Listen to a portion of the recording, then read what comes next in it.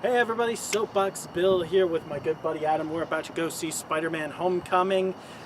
Anybody who knows me knows that I'm a huge fan of Spider-Man. I haven't seen the movie yet. Adam has. He's not going to be revealing any spoilers or I will punch him. And then he will retaliate thusly. Yes, we are massive nerds. But should be a good movie. We're gonna go see it. And hopefully will be great.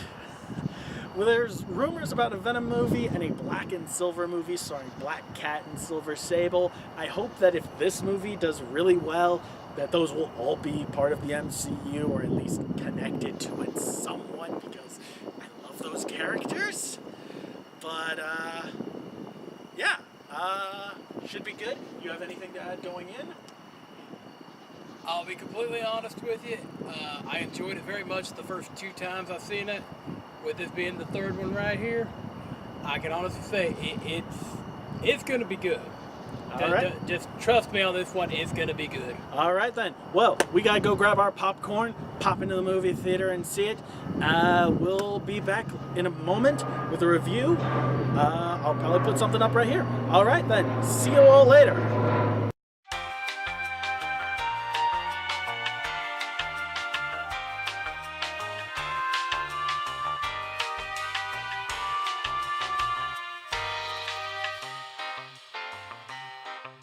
What's up, everybody? We just saw Spider-Man Homecoming, and I have to say, holy shit! It never gets old seeing him this surprised.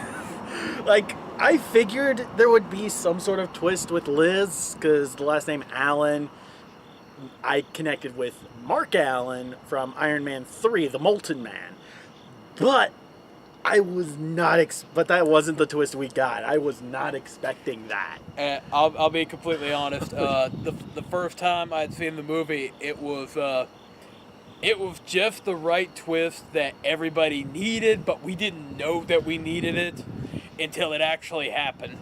And even then, we were like, "Oh my God, I did not see that coming." The thing that really surprised me is they didn't mention Uncle Ben at all. His name wasn't even uttered once during the movie, I don't think. Well, I mean, they kind of referenced it, but they didn't flat out say Uncle Ben. They didn't even mention it in Civil War. In fact, you look at this, they didn't even talk about. They didn't. The origin story was pretty much I got bit by a spider. That is the only line about his origin. We don't get Uncle Ben. We don't get great responsibility. We get none of that. And that actually surprised me. I thought there would be at least, a 5-minute flashback dedicated to that or something. Well, like I said, they made reference to the tragedy of Uncle Ben that we all know it. Like, any Spider-Man fan worth their salt knows the origin of Spider-Man. They did make reference to it when Peter said to Aunt May, I can't do that to Aunt May, not right now, not with all she's going through, not with everything that's happened. It was something to that effect. Yeah. And you get it. You understand what he's referencing, but they don't. But like I said, that just surprised me. Well, like I said, I mean, anybody that really is going to see a Spider-Man movie, we already know. Everybody knows. Like, the last Amazing Spider-Man, we saw it. Spider-Man, everybody knows what it is. And it's what Marvel... Well, when I say Marvel, I mean Disney Marvel. It's like, okay, they know. We've already got the origin story. Yeah. We tweaked it a little... Yeah. It allowed for more of the telling of the young hero's journey without bogging it down with the entire first act being the origin. Well, like I said, for both Amazing Spider-Man and the original Spider-Man, the Ted Raimi film of 2000 something or rather with Tobey Maguire. I think of 2000 or 2001. The breakdown was that you have so much development that needs to take place in, let's just say, an average of a 2-hour time slot. And it gets it bogged down with the origin story. And I get it. Radioactive spider bites him, gets spider abilities. I become a superhero. Whereas this one, it's like, we already know the origin. Yeah, we already know he's a superhero. He's all that's already been covered. Yeah, so this one you kind of get to see, as you said, it's more of the hero's journey. Like I said, the start of the film, he's still coming off the high of the events that occurred in Civil War with him battling Captain America. Fighting with Tony. I think the whole the whole video camera thing at the start was, it was an interesting take on it to transition from Civil War to this. It kind of shows what was going through his head at the time, leading up to it immediately. So I think that was, well, maybe not the best way to do it. It was effective. It did work. Yeah. And with the kind of spastic genius that Peter Parker is, at least this iteration of him, it did work very well with his character. Okay, and speaking thusly of transition, one of the things I spoke to you about it before, long before we even made the start of this video, the time frame transition of this film is kind of. It kind of goes through the same thing we talked about with our Guardians of the Galaxy Volume 2 review. You can't take the Marvel timeline. Yeah. It's weird. Whether you're talking about the comics, the TV shows, the movies, it's just weird. It's something. Just a brief history. In our Guardians review, I talked about how they open up with Kurt Russell and Mary. Star-Lord's mom. Just Star-Lord's mom. By the in the year 1980. And then it fast forwards 34 years. Now, we're under the assumption that this takes place a couple of years after the events of the first one, giving them a chance to bond. But time frame on this one says it takes place maybe a couple of months after the events of the first one. Where this one, it starts off right after the events of the first Avengers with the Chitauri invasion. They're dealing with the aftermath of that. Cleaning up New York. Yeah. And, of course, the big turnaround. Oh, wait, we lost our contract to Tony Stark. We're going to become supervillain weapon makers. But it fast forwards 8 years. So, Avengers took place in 2012. 8 years from that is 2020. And yet, we're talking about this like a couple of months after the events of Civil War, which took place in 2016. So somehow I think that might have been an editing error. Yeah. So according to Marvel, we jumped ahead to the year 2020, yet somehow the events of Captain America Civil War... I think technically... Oh, time paradoxes make my head hurt. I think technically the Avengers, they meant for it to take place not in, 2006 was when it came out? The first Avengers came out in 2012. 2012? I was off by a lot. I think they meant for it to be like, this takes place in 2010, when filming initially started. And that could very well be. That might be where the wonky thing got out. But let's move on from that and talk about the characters. I like this Peter Parker. He's a good combination. He's a good combination of the previous the whip, the sarcastic quipping, and the genius Spider-Man. Yeah, and like I say, I feel like he is a very good combination of the last two Spider-Man. It kind of took like the best aspects of both, and he plays the role of the young Spider-Man very well, which is good, especially for this. Yeah, because you want to have, like I said, I hate to keep using the term the hero's journey, but it very much is that kind of movie. Yeah, but like I said, the original Spider-Man, all 5 of them, even the shitty ones, we still had to have the origin story. And then we get bogged down with this development that has to take place over several films. So this one is like, okay, bit by a radioactive spider, more room for development, and we get the Peter Parker that is best suited for this new universe. Yeah. I mean... And a lot of that development was allowed to happen for, in this case, the villains. Adrian Toomes, the Vulture, was a very well-developed villain, and he wasn't motivated by something like, I must get revenge on Spider-Man because he ruined my revenge on blah blah blah blah blah blah blah. Yeah, it's just it's like Adrian Toomes is a businessman. He was a weapons an arms dealer essentially. He made and sold these weapons made from alien and otherworldly tech that they would find or steal. Yeah.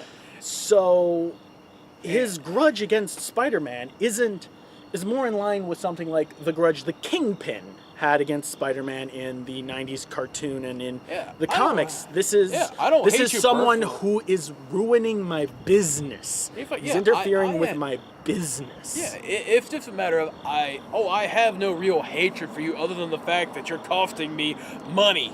Yeah. Money. And for motivation, you get to see that motivation fleshed out. Yeah. And like I said, the main difference you can see from the Vulture in the 90s cartoon versus this modern day adaptation to it is that the original Vulture was already a billionaire, but he was old. And he developed a flying tech suit that could siphon off the youth of other people so that he could keep living. Remember, everybody, this was the 90s. There was some weird stuff coming out. Yeah. And this was at the early part of the 90s, so there was still a little bit of that 80s craze going around. And no. But in this adaptation of it, it's real simple. It's like he's a guy that's salvaging all this stuff from the events of the Avengers, and we get to finally see the debut of Damage Control, which is basically the Marvel Cinematic cleanup crew. Yeah, they clean up after the Avengers. They're essentially the janitors for the Avengers. Hey, and they deserve every cent of it, because I would hate to have to clean up after Hulk. But why'd you have to go there? Why? Yeah, well, it's a truthful statement. I mean, would you really want to clean up after the Hulk? Yeah, I don't want to clean up a gamma turd. Okay, well, I didn't know we were going for gamma turf here, but the ironic thing about it is that the Vulture in this one, he's not a bad guy. I think he's, out of all the Spider-Man villains, I think he's right up there with Willem Dafoe as Green Goblin in the original things. He's maybe not to the same degree. He's kind of like that, just minus the chemical formula for insanity. He doesn't have the Green Goblin's insanity. That's just a given. But he does have that kind of well-developed character, and being just this guy you really like to see him on screen. Now, like I said, of course, with every Spider-Man movie, I mean, after 5, it keeps happening. The main villain figures out that Peter Parker is Spider-Man. Now, I will say this, the first time I watched this, I laughed my ass off in my mind because, people don't appreciate this, apparently. Let's not spoil that initial, how that twist happened for them. Let's leave that for the viewers, because you really have to see that. Yeah, I mean, the one thing I can say for sure is that watching the wheels turn in his mind as he figures it out, that kind of Batman moment. Yeah, it pretty much shows that even though he's not playing Batman right now, he is still the world's greatest detective. Yeah. And just like I said, that right there is just something that I talked about this earlier. It's like that stage of his career, he went from Batman to Birdman to the Vulture. So he's kind of completed the transformation from hero to villain, and yet we still pull for him. Yep. And before we go, let's talk about the 2 post-credit scenes. The first one.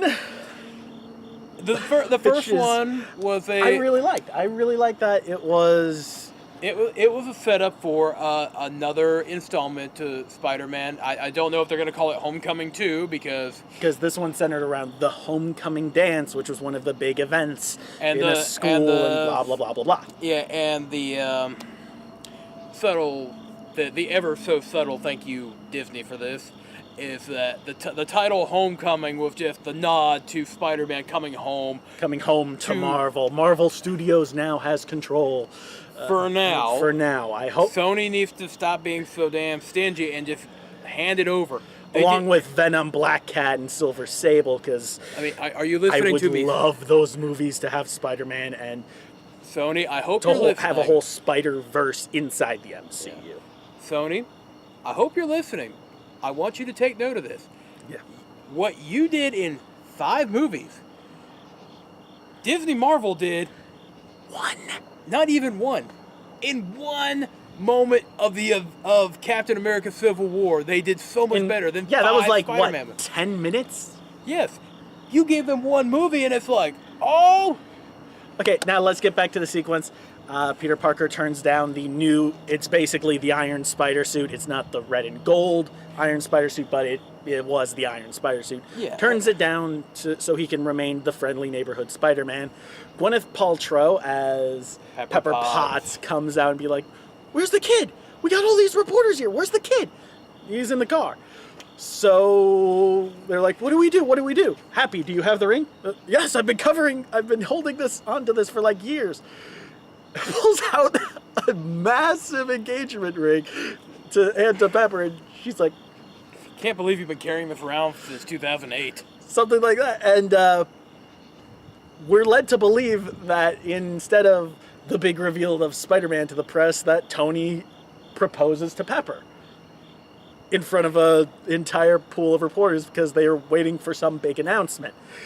A very Tony Stark move, and I love it.